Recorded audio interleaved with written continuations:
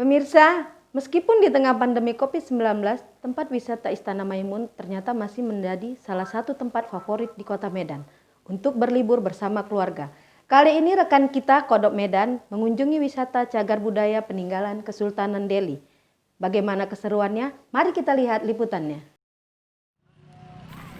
Destinasi wisata cagar budaya peninggalan Kesultanan Delhi yang dibangun pada tahun 1888 itu dibuka untuk publik saat pandemi COVID-19 dengan menerapkan protokol kesehatan khusus. Salah satu protokol kesehatan yang diterapkan adalah pembatasan jumlah pengunjung maksimal 50 orang di dalam ruangan dengan masa kunjungan 30 menit. Jumpa lagi dengan aku. Kali ini aku berada di tangga pintu masuk kerajaan Delhi di Istana Maimun. Ini adalah merupakan gedung cagar budaya Kota Medan, guys.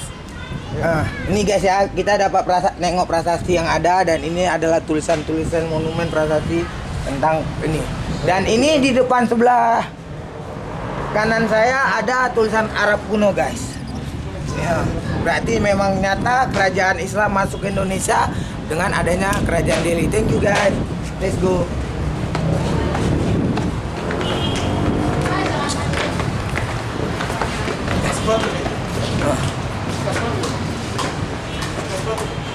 Jadi guys, aku mau masuk dulu ya. Aku mau tengok-tengok dan sedikit bertanya tentang apa sih yang ada di dalam istana ini, guys. Oke. Jadi ini adalah Bapak Tengku Hamsa. Tengku apa? Tengku Hamsa. Tengku Hamsa sebagai pemandu dan juru kunci Istana Maimun. Pemandu dan juru kunci Istana Maimun. Pak, jadi mari kita ceritakan dulu sejarahnya ya. Dan ini kita mau tahu sejarah istana inilah dari sultan-sultannya ya, yang ada sampai sekarang. Jadi adik-adik semua, kita ini sekarang telah bersama-sama berada di Istana Sultan Delhi. Inilah dia gambar Sultan Delhi.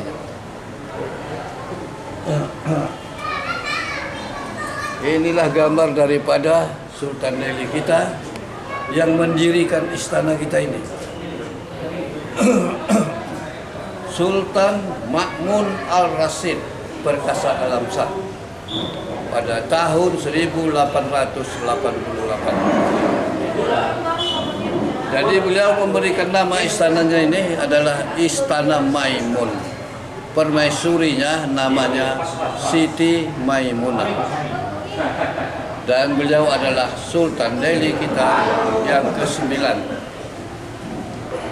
Sultan itu apabila meninggal digantikan oleh anaknya. Meninggal digantikan anaknya, turun-temurun. Sampai sekarang sultannya masih ada di istana ini, tapi sudah yang ke-14 ini. Beliau meninggal pada tahun 1924. Sultan Delhi yang ke-9 diteruskan oleh anaknya Sultan Delhi ke-10. Jadi ini kursi kerajaan 2 buah sudah 150 tahun. Ini sultan, di sini perdana menteri, ya. Boleh juga dengan permaisuri memimpin satu pertemuan di sini. Bermusyawarat. Di sinilah duduk para alim-alim ulama, para datuk-datuknya, tuan-tuan syekhnya, para menteri-menterinya di sinilah menghadap sultan, dan sultan memberikan perintah kerja pun di sini. Zaman dulu. Jadi sekarang ruangan ini digunakan hanya untuk pengajian-pengajian saja. Setiap hari Sabtu ada pengajian sambil sedekah anak yatim piatu. Jadi ini semua presiden pernah duduk sini. Atau SB, saya yang menerima. Jadi silakan, adik mau duduk ganti-gantian. Ayo. Oke guys, kali ini aku berada di tempat duduk kerajaan Delhi yang katanya sudah berusia 150 tahun guys, tapi masih kokoh, masih bagus, masih warnanya belum ada yang diganti. Inilah bentuknya guys. Bentar guys. Bangga kali duduk kursi ini ya. Bangga. Ini adalah kursi raja kita guys. Tanpa jeripayah raja-raja kita tidak akan bisa mengenal guys. Tidak akan bisa mengenal tentang kerajaan ataupun mengenal merdeka. Inilah salah satu jeripaya untuk merdeka mereka memperjuangkan hanya ini guys. Mereka rela bertumpah darah para sultan kita lah ya kan Pak.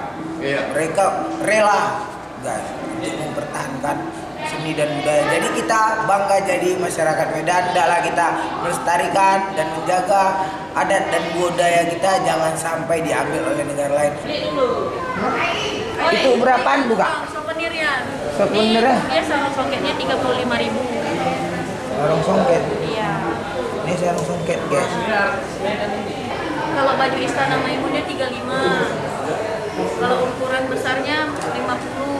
Yang kecil ini. Yang kayak ini ukuran M. Dari dia ukuran SML Ini yang berapa? 35. Kalau ini yang XXL-nya 50.000. Yang ini M. Iya. Kalau yang ini F35. 35. Ini dompet songketnya 10.000. Kalau sarung songketnya 35. Ini 10.000 semua. Iya, 1 biji, Bang. Iya tahu.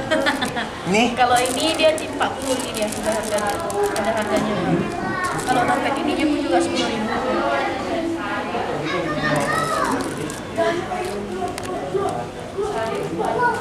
kenang-kenangan guys buat yang beb. Iya. Nah, ini ada satu boleh ya. Jadi guys aku mau beli songket-songketan Songket. buat ayang beb di sana. Ini buat ayang beb aku kenang-kenangan nanti sebelum.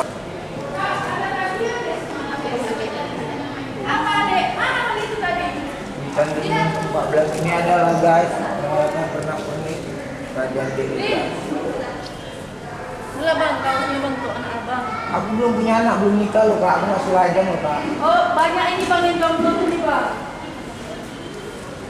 Meriam Puntung kepada bapak atau ibu ketua di sini. Oke, langsung aja guys ya kita masuk. Pangsnya kita guys.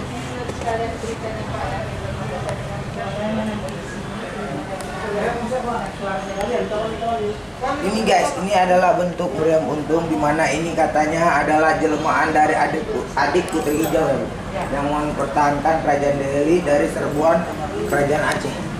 Bisa saya terangkan yang lebih jelas? Oke, langsung Kalau aja. dari sana. Dari situ. Jadi inilah yang dinamakan meriam puntung itu. Seperti kita lihat ujungnya patah, puntung. Jadi dia sebuah meriam yang sudah patah. Jadi dia punya cerita. Sebenarnya cerita meriam puntung ini sebelum ada dulu Kesultanan Delhi. Kerajaan mereka lebih awal, namanya Kerajaan Haru Baru, letaknya di Delhi Tua. Kalau nggak orang sini sekitar 12 kilo lah kurang lebih menuju selatan. Itu terjadinya sekitar antara abad 15-16an. Jadi Haru mempunyai putra dan putri 3 orang. Yang pertama Mambang Diajit, kedua Putri Hijau, yang ketiga Mambang Kayali atau Mambang Sakti. Jadi 2 pria, yang tengah wanita. Yang wanita ini namanya Putri Hijau. Beliau inilah yang lebih persuntik Sultan Aceh. Tapi mungkin karena berbagai hal, beliau menolak, akhirnya diserang Aceh kerajaan Putri.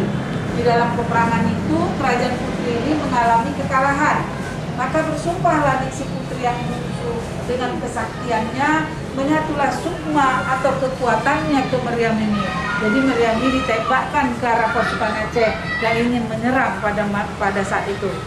Menembaklah terus menerus, akhirnya meriamnya panas, merah, patah atau puntung. Jadi bagian laras meriam itu kalau menurut ceritanya terpentalnya ke Sukanalu, dataran tinggi Karo. Di sini kita cuma ada fotonya.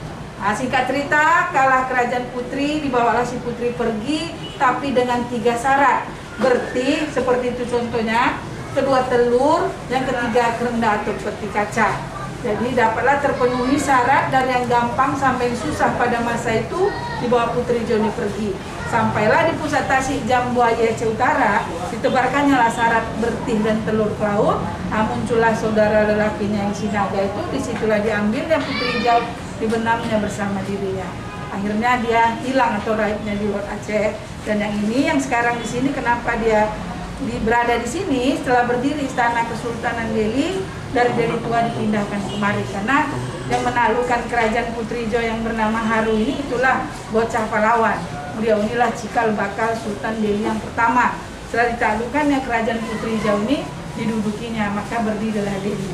Delhi ini istananya ada 5 kali pindah, jadi di mana pindah ikut dibawa pindah juga ini meriam sebagai penghormatan dan kenang-kenangan perang saja ke Delhi. Begitulah sejarah singkatnya, dan di sini kita lihat kenapa ada bunga, itu anggap aja keindahan karena itu tradisi. Jadi kemarin itu ada yang jarah, ada yang nazar. Dan di sini Ini katanya Bu pernah mengeluarkan peluru juga Bu? dulunya dia menembak sendiri terus menerus, panas dia dulu. Ini katanya ada suara Bu. Nah, jadi di sini kita lihat ini ada lubang sunduknya. Kita boleh dari sini. Abang coba. Abang dari sini. Telinga kanan abang nempelkan sini. Suaranya gemuruh seolah dia aktif seperti ada arus airnya di dalam situ. Abang lurus lagi nih posisinya. Lurus dong posisinya. Iya. Kedengaran? Macam iya. Beda. Kalau mau dekat bisa Itu juga. tergantung yang dengar itu kadang. Oh, iya. Beda-beda kadang. Coba aku Saya duduk. sendiri gemuruh dia bang. Apa ya? Ini gemuruh. Duduk kayak air mendidih gitu kan. Dan aku Kodok Medan mewakili kru yang bertugas ataupun kru yang bekerja, keluarga besar delegasi media. Aku Kodok Medan. Jangan lupa bila Anda suka, Anda dapat like, subscribe ataupun share video ini di delegasi. Bye bye, thank you, sampai jumpa.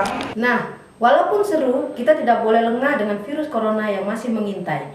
Bagi Anda yang ingin berlibur, harus tetap sadar dengan kondisi diri dan tetap mematuhi protokol kesehatan.